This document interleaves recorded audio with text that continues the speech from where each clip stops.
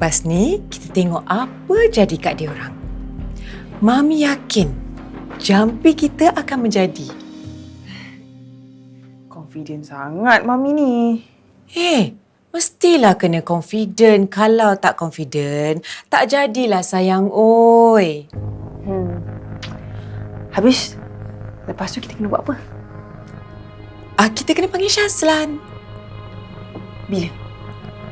Esok. Untuk bagi tahu dia apa yang dia kena buat. Okay, nanti esok Marisa call dia. Abang, coffee. Thank you. Abang buat apa? Ni, tengah go through emails ni nak tengok mana yang kena balas. Abang, nak tanya sikit boleh? Hmm?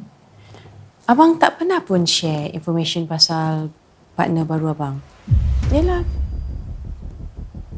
lelaki ke, perempuan ke. Oh, pasal tu, at the moment ni abang ada beberapa pilihan lah yang orang berminat nak buat partnership dengan abang. Tapi itulah, tak ada siapa yang finalize lagi. Tunggulah bila dah confirm nanti abang introduce pada sayang, okay? Epilog cinta kita.